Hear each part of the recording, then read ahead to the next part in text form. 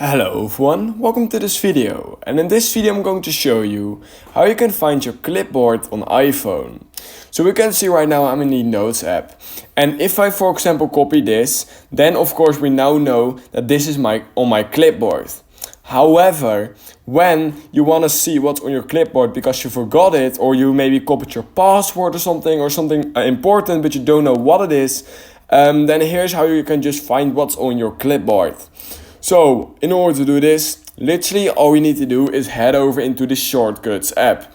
This is a defaultly installed app over on your iPhone, so you should already have it. If you don't, just download it via the App Store. Now what you want to do is, from Shortcuts, you want to head over into Gallery at the bottom right corner of your screen. And now we're going to click on the search bar and we're going to type in Adjust, just like this. Adjust clipboard. It will already say adjust clipboard. Just click on that. And you want to click on add to shortcut. Now, if we go and cancel this out and we go to our shortcuts, we can now see that adjust clipboard has been added to our shortcuts. So if we now click on this, just like this, it's going to run, and we can literally see right now that it automatically shows what is on our clipboard. And you can also remove this and you can type whatever you want and it will automatically adjust your clipboard.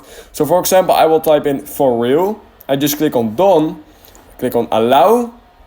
And if I now go back to my notes, because we just copied this, then I can click on paste and it will automatically paste this. As you guys can see, it pastes for real.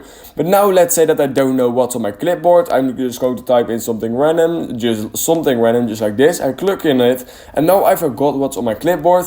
Literally all I need to do is run this shortcut again and it will automatically show what's on my clipboard. So that's how you can find clipboard on iPhone. If you learned something from this video, I would highly appreciate if you could like this video and subscribe to my channel. And I hope I will see you in my next YouTube tutorial video.